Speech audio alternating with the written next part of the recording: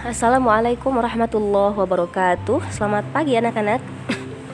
Hari ini kita lanjutkan materi tematik, tidak mata pelajaran SBDP karena materinya sudah selesai. Maka hari ini kita akan menyelesaikan tema 1 subtema 3.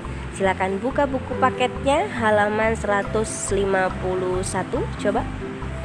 Oke, sudah dibuka semua ya buku paketnya. Silakan dibuka halaman 151. Nah, pernahkah kamu mencoba berteriak di lapangan? Dan apakah yang terjadi? Bandingkan juga ketika kalian berteriak di kamar mandi. Apa perbedaannya? Jadi di situ ada 2 gambar. Yang pertama, anak laki-laki tersebut berteriak di dalam kamar mandi. Dan yang kedua, anak laki-laki tersebut berteriak di lapangan. Kira-kira menurut anak-anak, berbeda atau sama suara yang dihasilkan? Nah, kita akan temukan jawabannya di materi IPA, yaitu tentang pemantulan dan penyerapan bunyi. Ya. Kalau beberapa pertemuan yang lalu kita sudah belajar tentang bunyi, sumber bunyi, dan sifat-sifat bunyi yang dapat merambat, ya kan? Hari ini kita akan belajar tentang sifat bunyi yang dapat memantul dan diserap. Di sini judulnya pemantulan dan penyerapan bunyi. Silakan dibuka buku paketnya halaman 152. Kita baca bersama ya. Bunyi dapat dipantulkan dan diserap. Yang pertama, pemantulan bunyi. Sebuah kelereng yang kita lempar ke dinding yang keras akan mengalami pemantulan. Demikian juga dengan bunyi.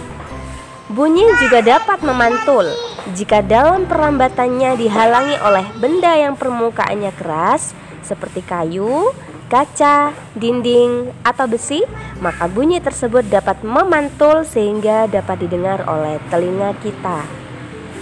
Nah, bisa difahami anak-anak ya. Jadi selain bunyi itu merambat melalui media rambat seperti yang kita pelajari kemarin, bunyi atau suara itu memantul anak-anak.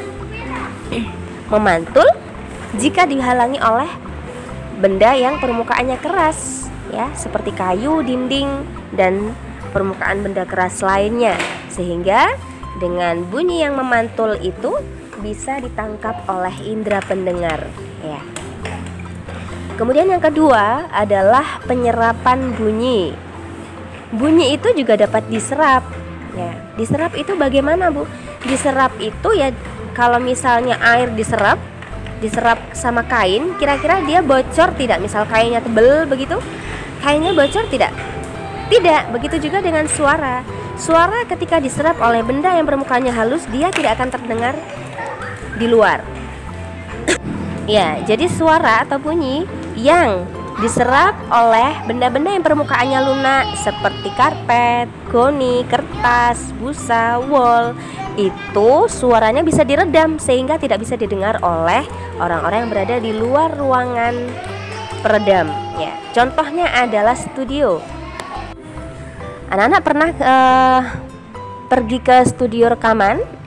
Nah, di studio itu kan, di dalam ruangan studio itu, coba anak-anak lihat dinding ruangannya. Nah, pasti dia tebal, dilapisi oleh kain wol, karpet, dan sejenisnya atau benda-benda yang permukaannya lunak. Kenapa? Karena itu fungsinya untuk menyerap suara, sehingga ketika ada suara musik yang keras ketika rekaman di studio, itu tidak sampai terdengar keras atau tidak sampai keluar suara kerasnya di luar ruangan, nah, sehingga tidak mengganggu lingkungan sekitar, ya. Dan suara rekaman yang dihasilkan pun juga bagus karena suaranya mengumpul di dalam satu ruangan studio tersebut. Bisa dipahami ya? Coba kita baca halaman 152 tadi. Bunyi juga dapat diserap. Benda-benda yang dapat menyerap bunyi adalah benda yang permukaannya lunak. Benda yang demikian disebut peredam bunyi. Misalnya karpet, goni, kertas, kain, busa, dan wol. Benda-benda tersebut dapat digunakan untuk mencegah terjadinya gaung atau kerdam. Dinding dan langit-langit gedung pertemuan, studio rekaman, dan gedung bioskop dilapisi dengan bahan-bahan tersebut supaya tidak terjadi gaung atau kerdam. Ya, bisa dipahami anak-anak? Nah, demikian tadi penjelasan Bu Leli tentang pemantulan bunyi dan penyerapan bunyi. Kita lanjut ke halaman 152 yang bawah, yaitu tentang macam-macam bunyi pantul. Nah, berkaitan dengan dua gambar anak laki-laki yang di awal keterangan Bu Leli tadi ya. Nah, macam-macam bunyi pantul apa saja? Yang pertama, gaung atau kerdam. Apa gaung itu? Gaung terjadi karena bunyi dipantulkan oleh dinding yang jaraknya tidak jauh dari sumber bunyi. Hal itu menyebabkan datangnya bunyi pantul bersamaan dengan bunyi asli yang belum selesai terucapkan. Akibatnya, bunyi pantul mengganggu bunyi asli sehingga suara yang terdengar tidak jelas. Ya, seperti gambar anak yang berada di dalam kamar mandi, atau anak-anak bisa sekalian mencoba bersuara di kamar mandi. Nah, bagaimana kira-kira suara yang dihasilkan? Sudah coba teriak di kamar mandi atau di dalam kamar? Sudah, kamar yang jarak antar dindingnya itu tidak jauh. Maka suara yang terdengar akan apa? Akan tidak begitu jelas atau menggaung. Mana? Ya, akan terjadi gaung, ya. Suaranya akan bersaut-sautan, ya tidak anak-anak? Coba anak-anak bisa mempraktekkan langsung di kamar mandi. Misalnya anak-anak ngomong satu kalimat, kalau satu kata masih bisa terdengar jelas. Kalau ngomong satu kalimat atau ngobrol panjang begitu di dalam kamar mandi, kemudian yang mendengar ada di luar kamar mandi, si pendengar tidak akan mendengar jelas kalimat apa yang disampaikan oleh anak-anak yang sedang berbicara di dalam kamar mandi. Karena apa? Karena dinding kamar mandi terlalu dekat jaraknya, sehingga ketika anak-anak belum selesai ngomong, ya, maka bunyi pantul sudah muncul sehingga terjadi saut-sautan. Nah, itu namanya suara atau bunyi pantul yang namanya gaung. Ya, bisa difahami ya. Jadi ketika bersuara di dalam ruangan yang kecil yang tidak ada peredamnya, akan muncul yang namanya bunyi pantul gaung, yaitu bunyi pantul yang muncul sebelum bunyi asli selesai diucapkan, sehingga terjadi suara saut-sautan yang tidak bisa terdengar lebih jelas. Itu gaung.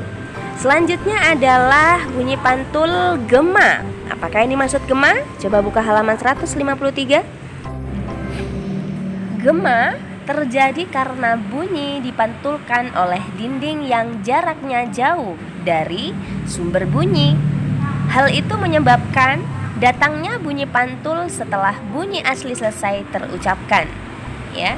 Jadi beda dengan yang dindingnya berdekatan. Karena ini dindingnya berjauhan, maka bunyi pantulnya terjadi setelah bunyi asli selesai terucapkan, sehingga bunyi pantul yang terdengar lengkap sesudah bunyi asli selesai dan terdengar jelas oleh indera pendengar kita.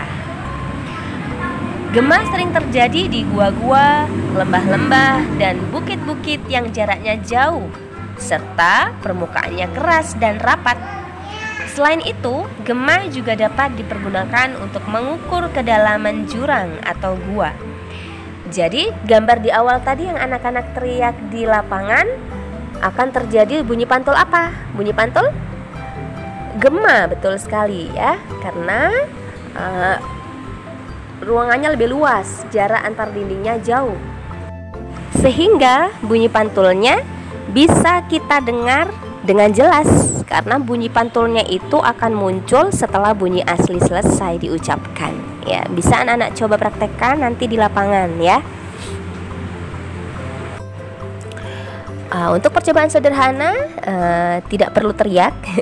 Silakan anak-anak bisa mencoba percobaan berikut. Ambil beberapa botol atau alat lainnya yang menghasilkan bunyi seperti ember, gelas, atau kaleng. Gelas mungkin ya yang lebih mudah didapatkan, atau kaleng. Kemudian bunyikan peralatan tersebut di dalam ruangan. Pukul saja dengan sendok ya. Kemudian bunyikan peralatan tersebut di luar ruangan. Catat hasilnya, bagaimana perbedaan bunyinya. Ya. Selanjutnya silakan anak-anak buka halaman 170. Ya, sudah dibuka ya. Halaman 170. Ini lanjutan dari keberagaman yang kemarin kita sudah pelajari di materi IPS. Sudah apa saja? Keberagaman agama, keberagaman tarian, ya, rumah adat, dan masih banyak lagi yang lainnya. Nah, ini salah satu keberagaman juga, yaitu keberagaman atau macam-macam permainan tradisional. Nah, permainan tradisional ini sangat khas di daerah-daerah tertentu. Permainan tradisional merupakan salah satu bentuk keragaman budaya yang ada di Indonesia. Ya. Nah, apakah anak-anak pernah tahu atau pernah bermain permainan tradisional engklek? Sepertinya Bu Lali pernah melihat ketika anak-anak sekolah dulu waktu belum daring itu juga ada yang sudah bermain engklek, atau biasanya ada yang menyebutnya dengan bendan. Ya. Permainan tradisional engklek dapat dimainkan dengan beberapa cara yang berbeda. Permainan tradisional engklek dikenal juga dengan istilah angklek atau ingkling. Permainan engklek merupakan permainan berjalan atau melompat dengan menggunakan satu kaki pada bidang datar dengan peraturan yang disederhanakan dan disepakati oleh para pemainnya. Permainan tradisional ini memiliki banyak variasi tergantung kesepakatan yang memainkannya. Berdasarkan penelitian, ditemukan 43 jenis permainan engklek. Namanya pun berbeda-beda di tiap daerah. Istilah engklek yang biasa digunakan di daerah Jawa. Pola peta engklek ada 11 macam yang biasa digunakan di Jawa, jenis engklek ebrek dan engklek gunungan. Ya. Ada yang tahu apa biasanya alat yang dipakai untuk bermain engklek? Alatnya sebelum kita lompat-lompat di bidang datar yang dibentuk pola-pola tertentu itu apa namanya? Betul sekali, namanya apa? Gacuk. Ya, biasanya di Jawa sebutannya kalau di anak-anak main itu gaco. Bahasa Indonesianya gacuk.